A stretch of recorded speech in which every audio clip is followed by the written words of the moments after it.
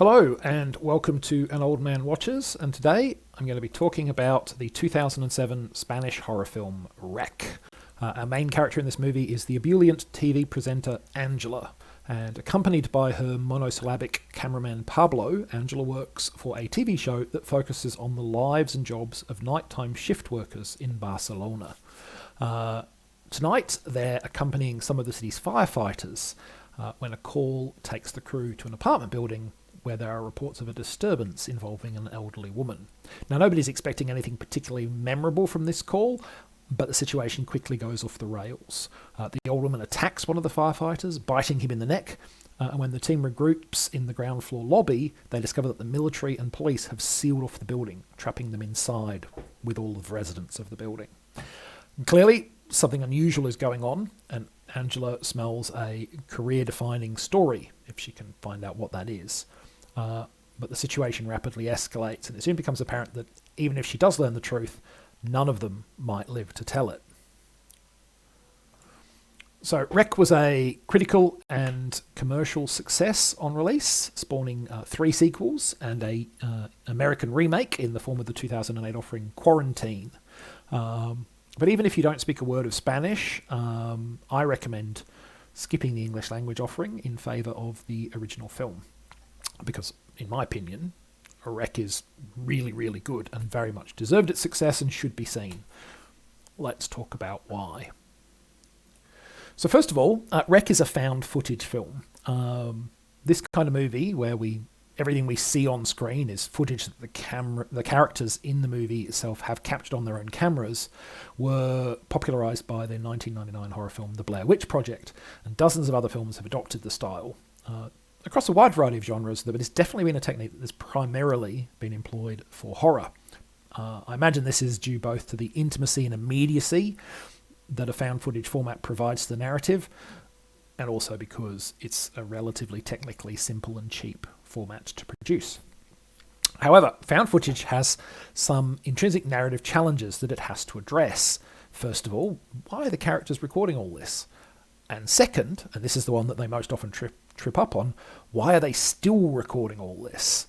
In almost every found footage film that I've ever seen, there has come a point where the film has failed to satisfyingly answer that second question, and it makes no sense that characters would continue recording. As an example, in the science fiction blockbuster Cloverfield, there is a scene where a character continues to operate his handheld camera while he clambers hundreds of feet in the air across a half-collapsed skyscraper to get to another building. Now, the character survived that experience, but my suspension of disbelief did not.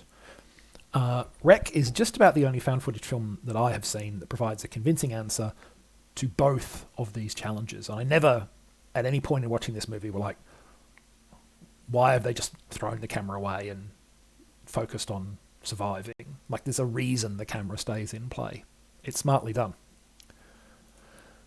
Speaking of smartly done, Rec makes really effective use of cinematic shorthand. It has a reasonably large cast of characters that it has to introduce, put in jeopardy, and then deliver a satisfying fate to, and it only runs about 75 minutes. You can't afford to sit around for a long time introducing your entire cast when you've got a runtime like that. And you also, in a movie like this, don't want to spend a lot of time on exposition that delivers extensive backstories to your cast, because that would slow the film's momentum. What the script does, very smartly, is rely on visual and quick audio signifiers for each of the characters to let us, as reasonably experienced film watchers, instantly kind of identify and pigeonhole them. It smartly gives everybody a couple of obvious key signifiers that distinguish them from the other cast members, and that allows us to quickly grasp who each of them is. Oh, this is that sort of kind of person, and this is how I can easily tell them apart from the other people.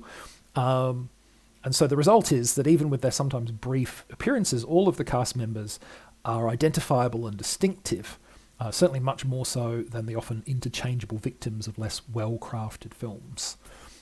I never found myself thinking, who even was that? It did a good job of introducing all these characters really quickly, making me understand quickly who they all were, and then taking them to their sometimes grisly fates.